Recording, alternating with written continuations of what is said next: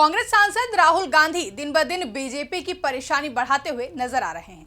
BJP उनके हर एक दांव को फेल करने की कोशिश करती है कि तब तक राहुल गांधी कोई दूसरा दांव चल देते हैं और इस सब के बीच में अब कांग्रेस ने भी एक बड़ी तैयारी कर ली है, जो कि बीजेपी के लिए एक और परेशानी की वजह हो सकती है। कथित तौर पर बीजेपी अब समझ नहीं पा रही है कि राहुल गांधी और कांग्रेस की रफ्तार को कैसे रोका जाए, क्योंकि कांग्रेस की नई रणनीति ने कांग्रेस की भारत जोड़ो यात्रा की जो यादें हैं उन्हें एक बार फिर से ताजा कर दिया है। क्योंकि उस यात्रा से कांग्रेस ने बीजेपी को जो झटका दिया था वो एक बार फिर से सबके सामने आ गया है और उनके उन घावों को फिर से ताजा कर दिया गया है। तो आखिर क्या है कांग्रेस की 2025 को लेकर प्लानिंग और क्या रहेगा कांग्रेस का अहम मुद्दा, साथ ही कांग्रेस की इस नई रणनीति में आगामी चुनावों पर क्या होगा असर और कैसे बीजेपी ढूंढेगी कांग्रेस की इस नई रणनीति की काट, इसी पर करेंगे अपनी इस रिपोर्ट में चर्चा। नमस्कार, मैं आकांक्षा और आप देख रहे हैं इंडिया पब्लिक खबर।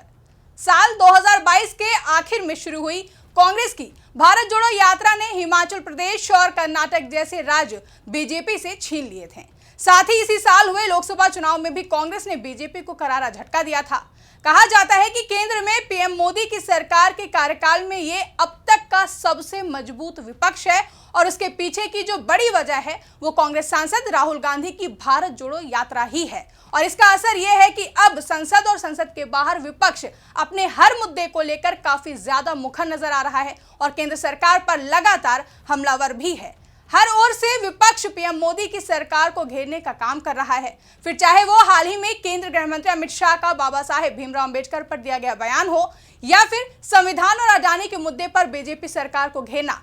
कांग्रेस लगातार बीजेपी सरकार पर हमलावर नजर आ रही है। इसी बीच अब कांग्रेस की तरफ से एक बार फिर से अपनी नई यात्रा को लेकर बड़ा ऐलान कर दिया गया है, जिससे कि बीजेपी की टेंशन बढ़ सकती है। दरअसल मुख्य विपक्षी पार्टी कांग्रेस अगले साल 26 जनवरी से लेकर एक साल तक चलने वाली अपनी संविधान बचाओ राष्ट्र पद यात्रा निकालने जा रही है। कांग्रेस पार्टी के सांसद जयराम रमेश ने कर्नाटक के बेलगावी में कांग्रेस कार्य समिति की बैठक के बाद मीडिया से बात करते हुए इसकी जानकारी दी, जिसमें कांग्रेस सांसद जयराम रमेश ने कहा कि पार्टी एक साल तक देश भर के गांव-गांव तक पदयात्रा निकालेगी और इस दौरान आजादी से लेकर अंबेडकर और चुनाव आयोग से लेकर अन्य मुद्दों पर राज ठानेगी और केंद्र सरकार के कारनामों का पर्दाफाश करेगी। साथ ही सीडब्ल्यूसी की बैठक के बाद कांग्रेस सांसद जयराम रमेश ने कहा कि हमारा मानना है कि भारत जोड़ो यात्रा ने कांग्रेस को संजीवनी दी और ये कांग्रेस की राजनीति में एक महत्वपूर्ण मोड़ था। फिर भारत जोड़ो न्याय यात्रा हुई और अब 26 जनवरी 2025 से लेकर 26 जनवरी 2026 तक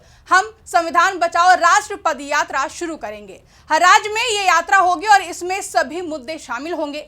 जैसा हम मानते हैं कि भारत जोड़ो यात्रा से कांग्रेस को संजीवनी मिली और हमारे राजनीति में ये एक परिवर्तनकारी क्षण था। उसके बाद भारत जोड़ो न्याय यात्रा हुई और अब एक साल के लिए संविधान बचाओ राष्ट्र पद यात्रा होगी। साथ ही पार्टी की कार्य समिति की बैठक के बाद कांग्रेस के संगठन महासचिव और सांसद केसी वेणुगोपाल ने बताया कि बैठक में 2 प्रस्ताव भी पारित किए गए हैं, जिसमें एक प्रस्ताव महात्मा गांधी पर और दूसरा राजनीतिक है।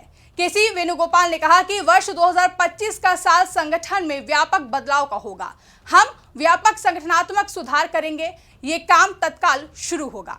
बता दें कि इसके अलावा कांग्रेस कार्य समिति की जो मीटिंग हुई उसमें कांग्रेस के नेता और कार्यकर्ताओं ने यह भी माना कि जमीनी स्तर पर अभी काम करना बहुत जरूरी है। वहीं तमाम मीडिया रिपोर्ट्स के मुताबिक कांग्रेस कार्य समिति ने बाबा साहेब भीमराव अंबेडकर के कथित अपमान को लेकर भारतीय जनता पार्टी पर निशाना साधा और कहा कि गृह मंत्री अमित शाह को इस्तीफा देने के साथ ही देश से माफी मांगनी चाहिए। कार्य समिति की बैठक के बाद पारित प्रस्ताव में एक देश एक चुनाव संबंधी विधेयक, मंदिर मस्जिद विवाद, मणिपुर की स्थिति, चीन के साथ सीमा समझौते, अर्थव्यवस्था की स्थिति और कुछ अन्य मुद्दों का उल्लेख करते हुए सरकार पर निशाना साधा गया है। बता दें कि प्रस्ताव में कहा गया है कि केंद्रीय गृह मंत्री अमित शाह संसद में डॉक्टर बाबा साहेब अंबेडकर का अपमान संविधान को कमजोर करने के आरएसएस बीजेपी के दशकों पुराने प्रोजेक्ट का सबसे ताजा उदाहरण है।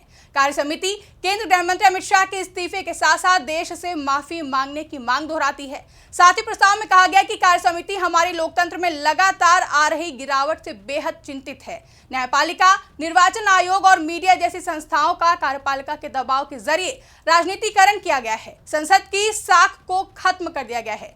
हाल ही में संपन्न शीतकालीन सत्र में सत्ता पक्ष द्वारा जिस तरह कार्रवाई में बाधा डाली गई उसे पूरे देश ने देखा है। साथ ही प्रस्ताव में कहा गया है कि कांग्रेस जय भीम जय संविधान अभियान शुरू करेगी। इस अभियान की शुरुआत 27 दिसंबर को बेलगावी में एक रैली से शुरू होकर इसका समापन 26 जनवरी 2025 को संविधान लागू होने और गणतंत्र की स्थापना की 75वीं वर्षगांठ पर महू में एक रैली से होगा। महात्मा गांधी की विरासत के साथ साथ संविधान को संरक्षित और बढ़ावा देने की आवश्यकता को देखते हुए यह आंदोलन 26 जनवरी 2025 से भी आगे बढ़ेगा। बैठक में यह फैसला भी किया गया कि अप्रैल 2025 के पहले या दूसरे हफ्ते में गुजरात में कांग्रेस का सत्र आयोजित किया जाएगा।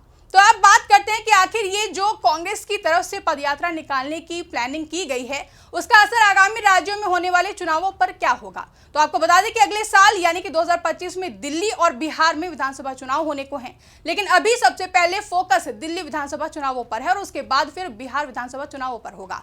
तो बिहार में कांग्रेस की इस यात्रा का ज्यादा असर देखने को मिल सकता है, क्योंकि देखा जाए तो जिस तरह से कांग्रेस ने पहले अपनी भारत जोड़ो यात्रा निकाली थी, तब उसके कुछ वक्त बाद ही हिमाचल प्रदेश के चुनाव थे और हिमाचल प्रदेश में उस वक्त बीजेपी की सरकार थी, जिसे कांग्रेस ने पलटते हुए वहां पर कांग्रेस की सरकार बनाई। उसके बाद कर्नाटक में भी बीजेपी की सरकार थी और वहां पर भी सत्ता पलट हुआ और कांग्रेस की सरकार बनी। तो ऐसे में अब क्योंकि सामने दिल्ली और बिहार के विधानसभा चुनाव हैं, जिसे देखते हुए और कांग्रेस की पुरानी भारत जोड़ो यात्रा के असर पर ध्यान दें तो इन दोनों ही राज्यों में कांग्रेस की भारत जोड़ो यात्रा के बाद संविधान बचाओ यात्रा का असर भी देखने को मिल सकता है। फिलहाल के लिए इस रिपोर्ट में बस इतना ही। इस रिपोर्ट को लेकर आपकी क्या राय है, कमेंट करके हमें जरूर बताएं। साथ ही ऐसी ही तमाम बड़ी खबरों के लिए हमारे YouTube चैनल को सब्सक्राइब करना ना भूलें।